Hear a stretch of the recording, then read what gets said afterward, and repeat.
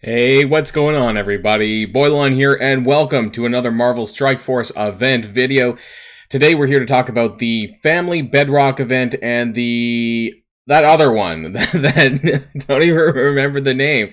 The other new this is really bad. The other New Warriors Cosmic Crucible event, whatever that's called, which is also starting on the same day as Family Bedrock. So we're going to be doing a double hitter today for those events. It'll come to me by the time we actually get to it.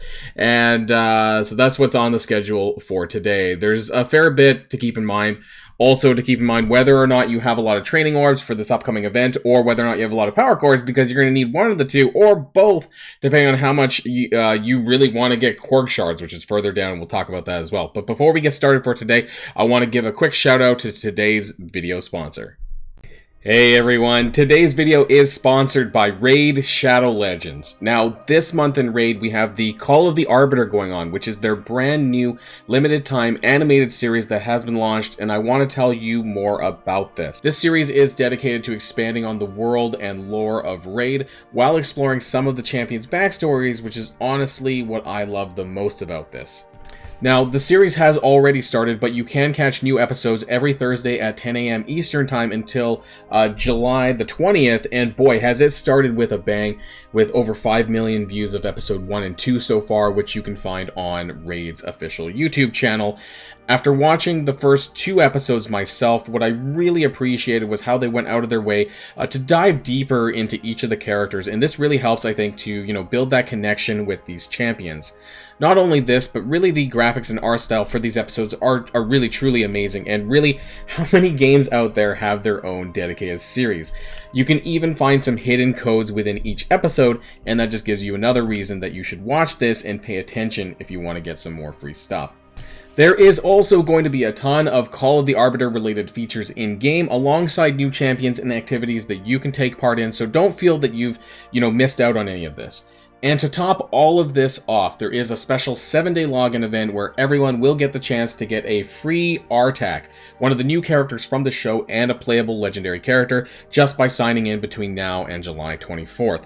And of course, if you haven't started playing Raid yet, then use my link in the description below or scan my QR code on the screen to get some insane bonuses. There's a free epic champion Talia alongside other goodies. So what are you waiting for?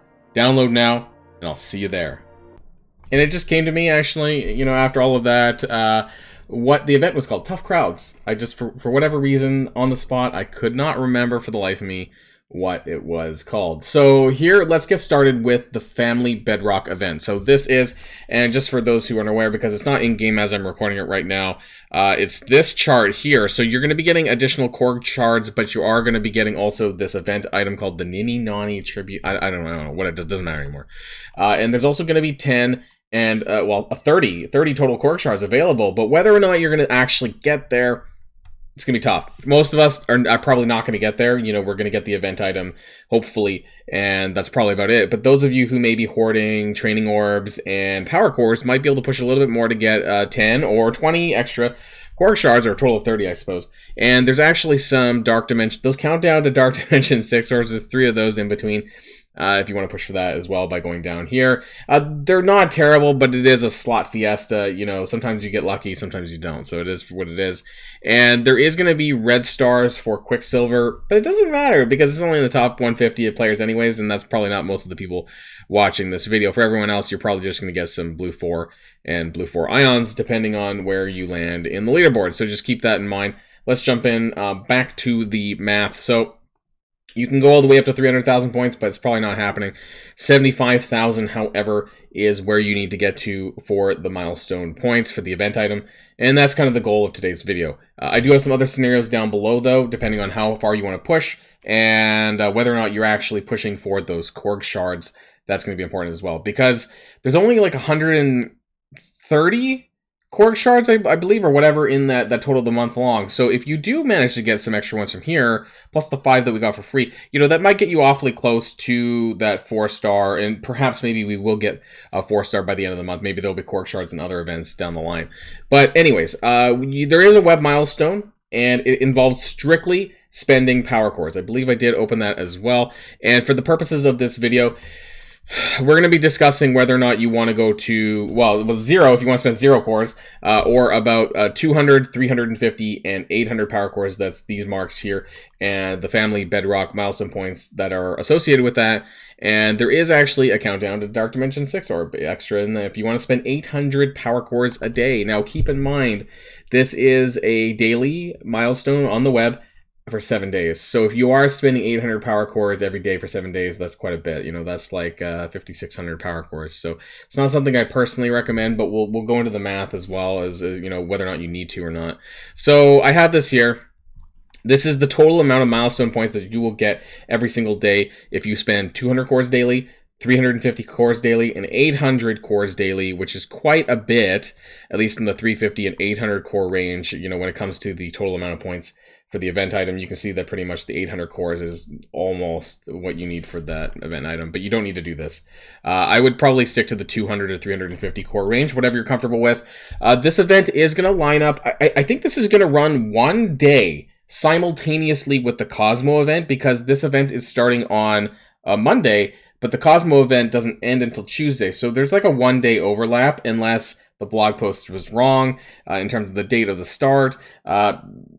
Who knows, right? You know, your guess is as good as mine, but I'm just going by what the date says in the blog post in terms of when this is going to start. Now, you are going to get additional points if you're whaling out and you have Star-Lord Annihilation. I said Star-Lord new because otherwise the post on the square here is going to get too long. So Star-Lord new, Star-Lord Annihilation, and then Thor new, Thor Infinity War, okay? So I didn't want to type in the full name because otherwise the box will get pretty big.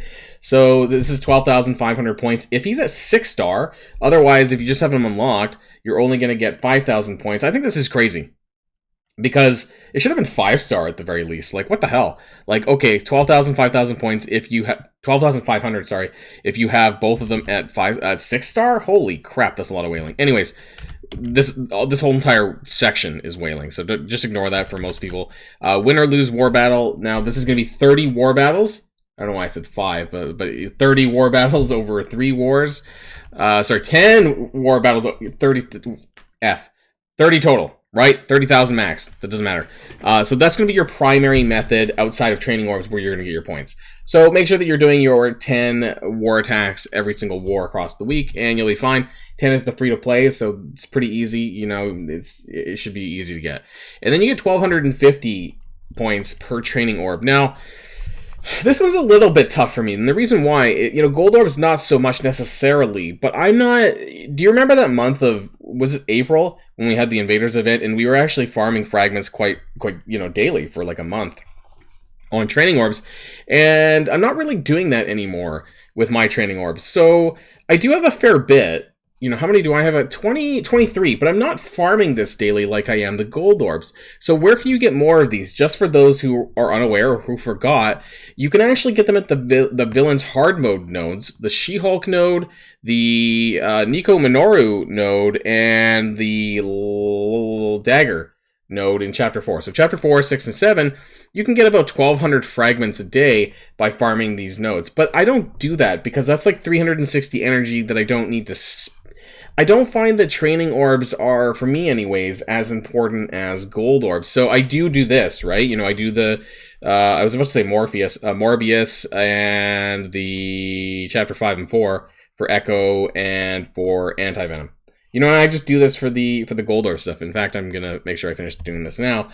So I find that the gold orb fragments are more important to me than training orb fragments. That's why I don't have a huge amount of training orbs. So yeah, I don't know, maybe you guys a lot more than I do, but you will need a combination of either training orbs and power cores, like I mentioned in the beginning. So this is what you're going to need to get to the event item. So if you want to spend 0 cores daily because you don't have a lot of power cores or you just don't want to spend it, you're going to need 36 training orbs on top of the war battles in order to get this done. So the 30k plus 36 training orbs will get you to the event item.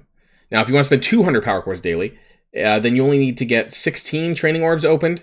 That's, you know, the 200 cores daily from the web milestone, plus 16 training orbs, plus the war battles, and then that'll get you the event item. Now, if you want to spend 350 cores daily, it's only 4 training orbs, so that's pretty good. right? That's like the sort of the best of both worlds here, is if you have the ability to spend that much daily, 350 cores, you know, I guess 200 energy, maybe some of this will overlap the Cosmo for that last day or whatever. That's a total of 2,450 cores total over the course of the week. So it's not too bad, and it's only 4 training orbs. If you don't want to spend as much training orbs, 16 training orbs if you want the event item. Now let's talk about cork shards though, because there's 10 and 30 total as well, cork shards. And this is a little bit tougher. So this is going to be for people who, you know, have a lot more training orbs than I do stacked up, or you have power cores that you're willing to spend. Maybe that's on the Thor orb, which will come out later on in the week, or the Star-Lord Annihilation orb, which is out in the store right now. Then you can spend this. If you're only spending 200 cores daily, then you need to open 31 training orbs to get 10 cork shards. 350 cores daily is 19 training orbs, and 800 cores daily is 2 training orbs. So total. So that's not too bad. But if you want the grand final, which is the 30 cork shards total, the 10 plus the 20, it's right there. So depending on whether or not you're spending 200, 350, or 800 cores daily, you need to open 79, 67, and 50 training orbs respectively. So this is going to be very tough. I'm not going to be able to do it. I don't even think I'm going to go for the 10 cork shards. I'm probably just going to go for the event item. I might just do 200 cores daily and open 16 training orbs and call it a day. But if you don't have that many training orbs, then you might have to look into spending 350 cores daily, and you just need to open 4 training orbs. So just keep that in mind. Now, the Tough Crowds event, this actually has nothing to do with the month-long event, but I do want to bring it up anyways. In terms of the rewards that are actually in here, you are going to get the Doc Ock Far From Home costume. It's a little bit confusing. Maybe this is meant to say 40,000 silver bits. It says 4,000, and that's the only instance of silver phase bits in this whole chart.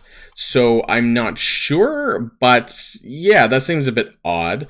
Regardless, though, you get points from spending ISO 8 energy and battling with the new warriors in Cosmic Crucible. We'll talk about that. So in order to get this Doc Ock costume, I think you need about 42,800 milestone points. I say I think because it says 4,000 bits. Often you need to spend a lot more than that for a costume. But hey, maybe there was a 0 missing.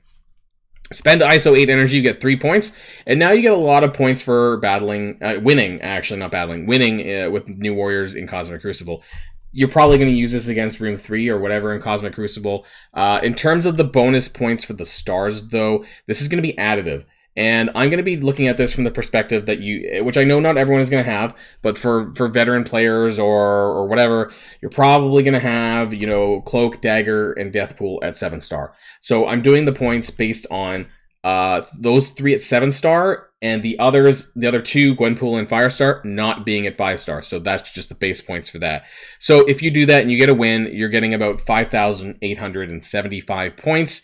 It's all additive. So like if you have a 7-star character, it's going to be 1,000 plus 500 plus 250. So 1,750 per character, times it by 3 plus this points here. So that's 5,875. Now over the week, 3 wins, that's 17,625. So what we're going to do is we're going to take this, subtract the 17,625, and that's how many ISO 8 energy that you need to spend, which is a grand total of 8392 because you get 3 points each. Now this means that for a 5-day event that you need to spend 1,678 ISO 8 energy. This is not easy. You may have there may be some other ways that you bolster this. Namely, some people just hoard, honestly, don't even spend their 600 daily or 400, whatever it is for ISO 8 energy, 400. Some people don't even do that. They just like keep claiming the free energy and have like, I've seen people with like 6,000, 7,000 ISO 8 energy that they just save for events. Maybe I need to start doing that too. I don't know.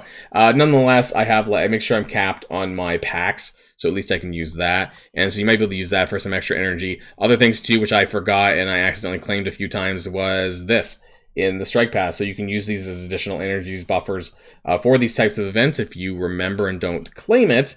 So 1678 is quite a bit more than your daily energy. You're roughly getting about 1080 ISO energy if you do everything properly. So your daily time-based energy, your free refreshes, your ISO packs that you can refresh up to 4 times a day gets you about 1080. Now beyond this, it'd be 100 core refreshes, 100 packs or whatever, bonus energy that you get from the strike pass, things like that. And you would need to make up like 600 ISO 8 energy on a daily basis, or an extra 3,000 total ISO 8 energy. So for this reason, I don't think that it's reasonably possible to access the Doc Ock costume, but that's just me. I think that they put it a little bit out of range, which would be for the second time. First time it was a completely paid paywall leaderboard event, if I'm not mistaken, and now they've made it also reasonably not attainable for the most of the population. But, you know, that's not surprising because this is Scopely Boundless, who don't really care much about the player base. So that's most of it. Don't forget that this is going to be on the Boilon Discord channel. You can find it in my Boilon's Resources channel. This will be shared about 6 to 8 hours after the videos goes live. And if anything changes between now and the event, I'll be sure to make people aware in my MSF game announcements channel. So that's the end of this event video. And also, don't forget, everyone, that you know, the Raid Shadow Legends Call of the Arbiter is ongoing right now. So if you do want to go check that out, then make sure you follow the link in the description and also scan the QR code for extra bonuses for Raid. But until next time, everybody, stay safe and healthy, and I'll see you all later. Until the next Marvel Strike Force video, Boilon signing out.